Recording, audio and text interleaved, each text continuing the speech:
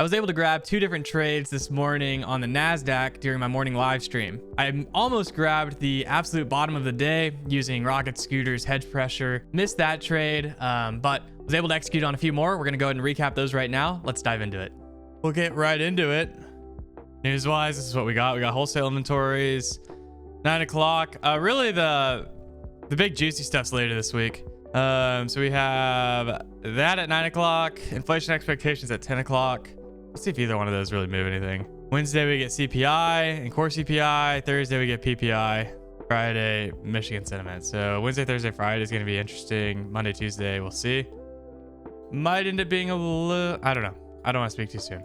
Last time I said it was going to be choppy. We had a really nice day. So all right, now we're at the top of the range. We got a daily wick test down into the middle of the range at 180, magical 80s or so.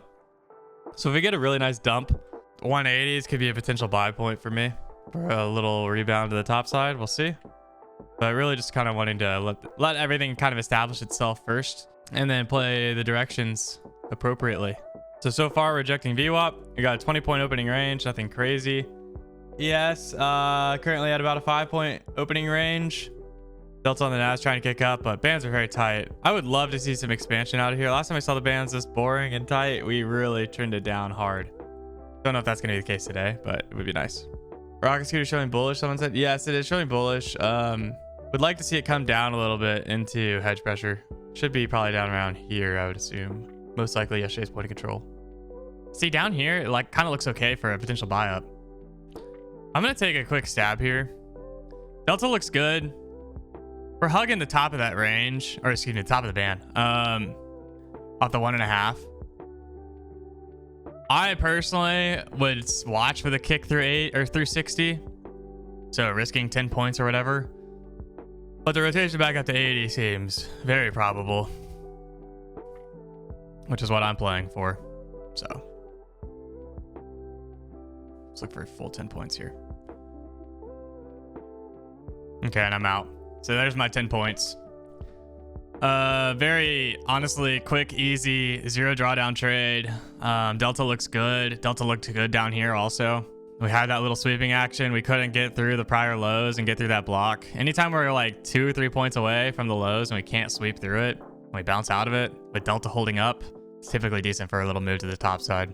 I try and say this often, but that's the whole point of being patient, right? Like I just sat around and waited for 50 minutes, 8:30 to 9:20. I sit around, waited for 50 minutes, and then when I finally decide to do something, I'm in the market, exposed to the market for 1 minute, 9:17 to 9:18, 10 points, no drawdown. It's just like, that's what patience is all about. And so now I'm like, okay, I didn't do anything for 50 minutes.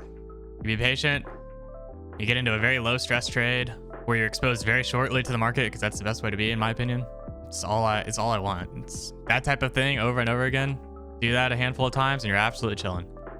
Testing value area high, rotating off of it a little bit. Delta's still looking decent. Actually very interested in VWAP. Taking a quick little short here.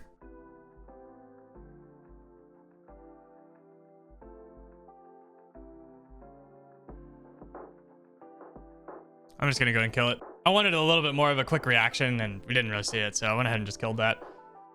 We were bouncing around VWAP a little too much for comfort. That's a $45 trade. That was a really nice rip to the top side, so I was looking for a little bit more of a fade off of VWAP in the overnight lows and we didn't really get it, so